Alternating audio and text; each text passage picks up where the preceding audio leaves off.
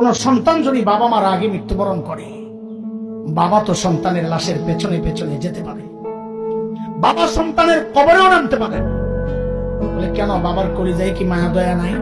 আচ্ছা, বাবাও চিৎকার করে করে কান্না করবে, কিন্তু বাবাকে আল্লাহ ওই শক্তি সামর্থ্য মনোবল দিয়েছেন, বাবা সন্তানকে দাফন করে শোয়া কান্না করতে করতে উপরে উঠতে পারবেন, ওই শক্তি আল্লাহ বাবার দিয়েছেন।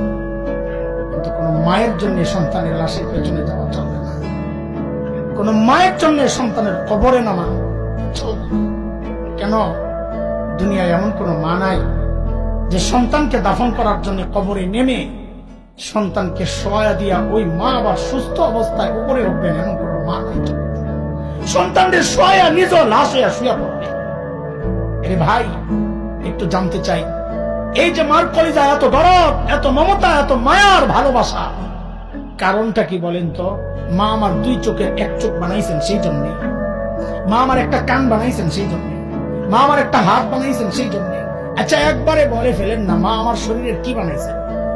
কি বানাইছে বলেন, বলেন কি বানাইছে? কিছুই বানান নাই, কিছুই বানান নাই।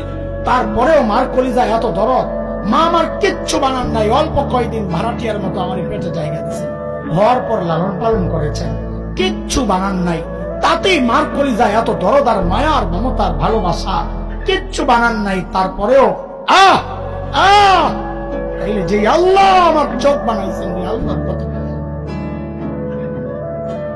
যে আল্লাহ আমার হাত পা বানাইছেন, আল্লাহর কত, যে আল্লাহ আমার এত এত নিয়ামত দিয়ে বাঁচায় রাখছেন, আল্লাহর কত নাই।